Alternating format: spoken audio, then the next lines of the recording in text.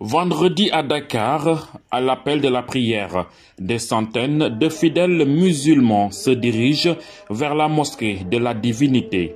Située sur la corniche ouest de Dakar, cette mosquée, pied dans l'eau, a une histoire bien particulière.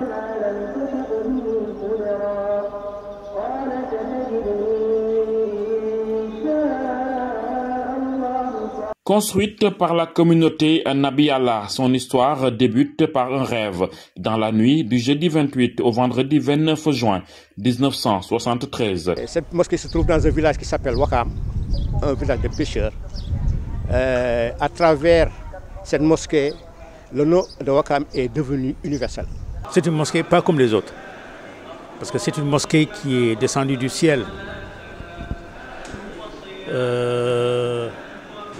Dans la nuit du 28-29 juin en 73, cette mosquée est descendue. Ici, c'est un lieu merveilleux.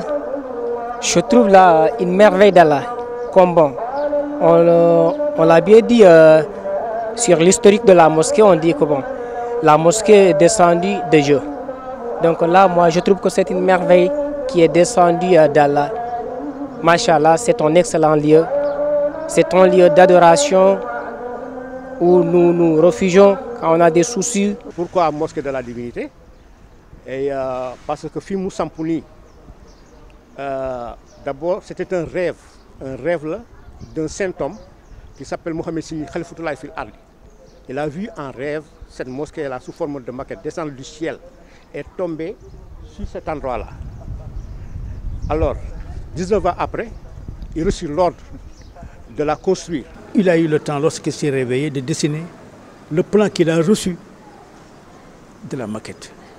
Il a eu le temps d'entrer au rez-de-chaussée et au premier étage et au deuxième étage. Il a eu aussi le temps de voir les minarets, ça fait 45 mètres de haut. Il a eu le temps aussi de voir ce qui est gravé, Allahu Akbar, à la porte d'entrée. Tout était en lumière. Ceux qui ont eu la chance de visiter la Mecque trouvent bien des ressemblances entre la mosquée de la Divinité et celle de la Sainte Kaaba.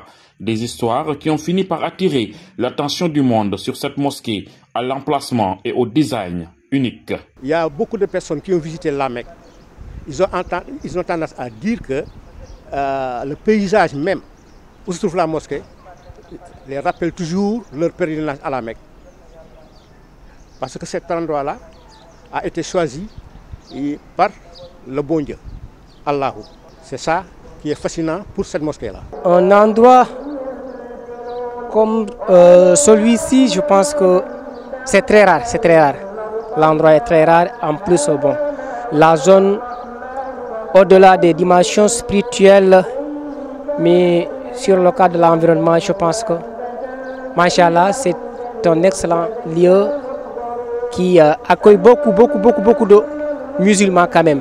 Partout dans le monde, les médias, partout, ils montrent la mosquée de la Divinité. Pourtant, ce n'est pas la première mosquée. Il y a eu des mosquées avant, dans le monde. Il y a eu des milliardaires qui ont construit des mosquées. Mais ce qui fait la mosquée de la Divinité, c'est sa spiritualité. C'est aussi une fierté cette mosquée-là. Elle est visitée par plusieurs personnes venant de divers pays. Une autre particularité, ceux qui viennent prier ici les vendredis s'habillent obligatoirement en blanc. Une recommandation de Mohamed Seniguei, largement respectée encore aujourd'hui. Le saint homme qui a eu le privilège de construire cette mosquée a reçu l'instruction de dire aux fidèles les vendredis, pendant les prières de vendredi, uniquement de s'habiller en blanc. Mais l'habillement du blanc, c'est Dieu qui a recommandé à son Khalif de Dieu sur terre, uniquement les vendredis. Ce n'est pas toujours. Les autres heures de prière, tu peux te mettre en pantalon et en chemise et rentrer prier. Mohamed Seniguei, un grand ami du royaume chérifien, est décédé en 2007 au Maroc, ce pays qu'il chérissait tant. Mon père, bâtisseur de la mosquée de la Divinité, est décédé au Maroc. Il est décédé au Maroc en 2007, le 12 mars 2007.